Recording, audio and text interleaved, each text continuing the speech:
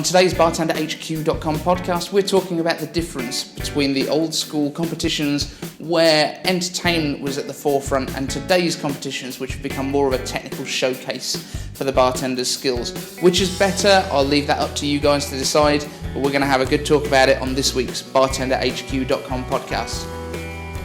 Welcome to the BartenderHQ.com podcast.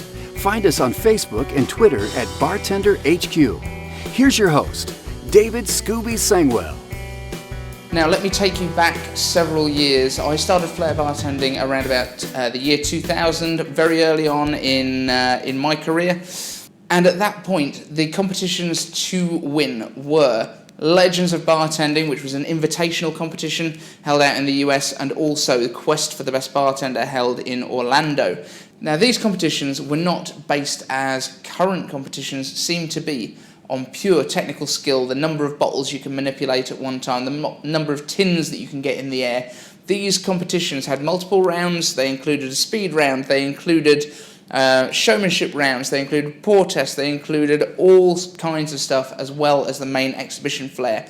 And I think that Flair Bartending is missing these elements a little bit nowadays.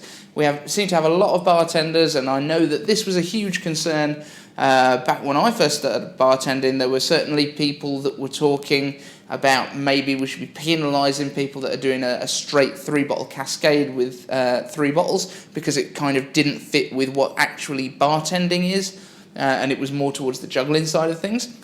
Things like, nowadays you will see bartenders out there doing huge 6, 7 tin and 1 bottle moves. Now, I don't, for one moment, please don't think that I am knocking this stuff at all. I think these are very, very entertaining things to do in the right context. However, you are never going to be doing those 6, 7 tin splits behind the bar for your guests on shift. So, is your guest actually getting the benefit of your skills? Or have we moved away from bartending and gone completely into the realms of a sport? Now, I'm not saying that we should go back to the ways that we did Flair bartending competitions way in the past, where you would have bartenders in costumes, you would have bartenders dressed as gangsters, as various different things. You'd have confetti cannon going off in the showmanship rounds, all that kind of thing. And it's really entertaining. It really kind of gives the bartenders a showcase area to entertain the crowds. For me, to the lay public, and I know this is going to be hugely controversial, to the general public who are sitting watching a Flair bartending competition, I don't know if they can tell the difference between one multi-tin split with snatch finish and another. I have a feeling that for them, the entertainment aspect of Flair bartending is far more important than the actual technical skill level of any individual bartender. Now, as I say, this is controversial, and I am in no way knocking the skills of the bartenders that are out there today in competitions. However, when you had these competitions in the past, they also concentrated on a lot of the other skills that are involved in bartending itself. So there would be pour tests, there would be speed rounds, there would be the showmanship and the exhibition flair rounds.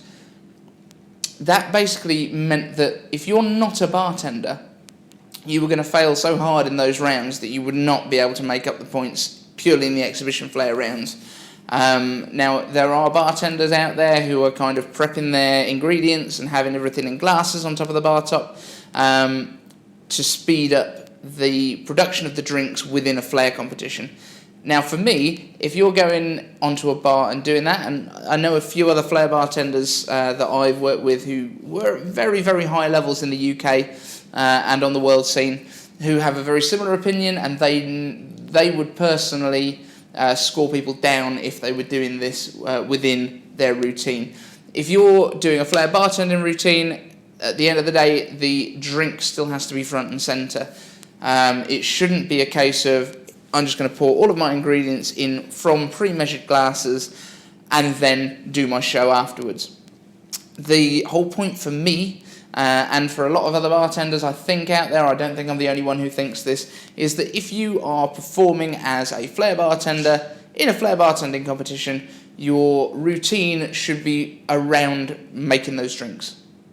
That's for me. If you pick up any bottles and you don't end up pouring from them, you should be marked down for that, I think.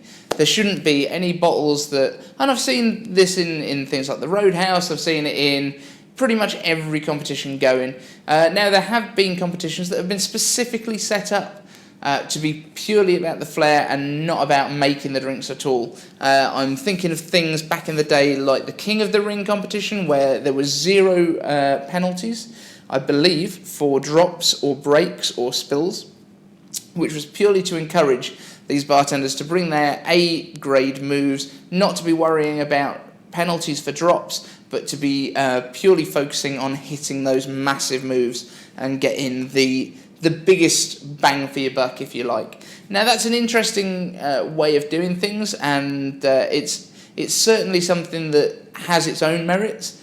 But if we're looking at a generalised flair bartending competition, I do genuinely feel that the drinks are a very, very key and important part of that process. Now, moving away from the drinks side of things, the personality that used to be shown in these showmanship rounds, think about people like Eden-Sangwell, the guy that invented the Flair bottles with Flairco. He used to be a huge entertainer, and I know he'd got a background in juggling beforehand, and that was a lot of where his ideas came from, and magic and that kind of thing. I do feel like if I went to the bars of some of these Flair bartenders who are in the competitions and at the very highest levels, and in no way taken away from that skill level, I don't think there'd be a particularly entertaining bartender to actually sit at their bar. There'd be some flair going on. I don't know if they'd have the banter with their customers that we used to have. I don't know if they'd be doing things like the magic tricks, the bar bets, all the kind of extra stuff that bartending used to involve back in the days when people were smoking at the bars and you were doing your tricks with the Zippos and making sure that you got to those cigarettes before anyone else. That was one of my things when I was at T.G.I Fridays when I first started, being able to light those cigarettes quicker than the guest could actually grab their own lighter. That was kind of a trademark for me.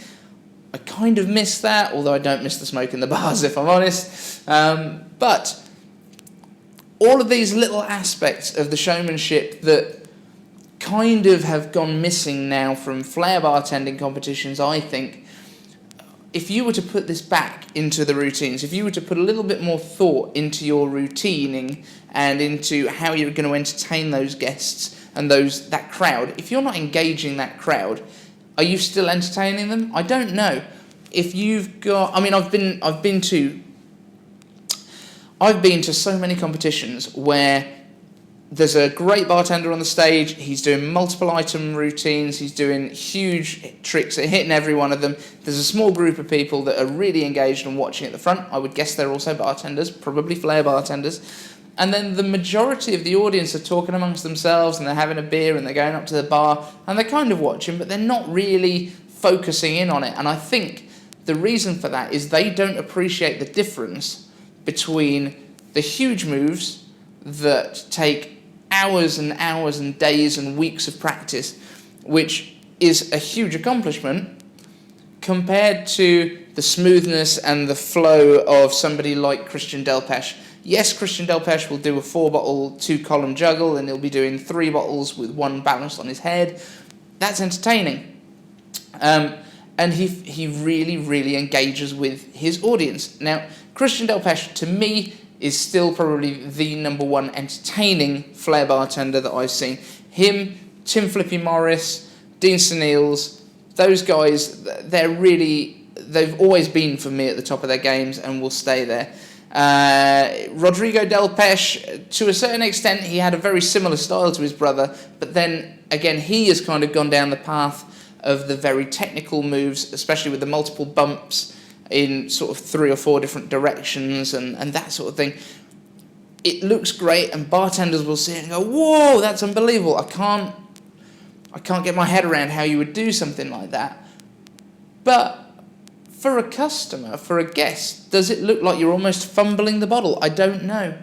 But I certainly know that the bartender that at Masters of Flair in the past, I believe it was 2013 when he won it, Dave Ginger Reynolds, one of the judges now at the Roadhouse, we'd had a few guys come out, they'd done these crazy multi-bottle moves and multi-tin moves, and everyone appreciated it. There was great applause. Dave came out, busted out bottle and tin work, 2-item stuff, a little bit of flourishing with his bar spoons and his muddlers and all that sort of stuff, and the crowd went mental. The crowd absolutely adored Ginger's routine, and it was one of the best routines I've watched live in my life, I would think. So I think what I'm asking is, the huge moves, while does it need to be its own type of competition? Does there need to be a separate competition for pure technical skill and another competition for entertainment? Should it all be together? Is there any ways that we can put that personality back into our routines? The Masters of Flair, if you've watched my routine, I kind of had Breaking Bad remix music going on. I made myself a blue cocktail to match it for the blue meth. I made a little light stand that kind of highlighted the drink. I had a little smoke effect going on. And basically I was trying to kind of tie everything together and make it more entertaining for the crowd. And I think it kind of engaged them.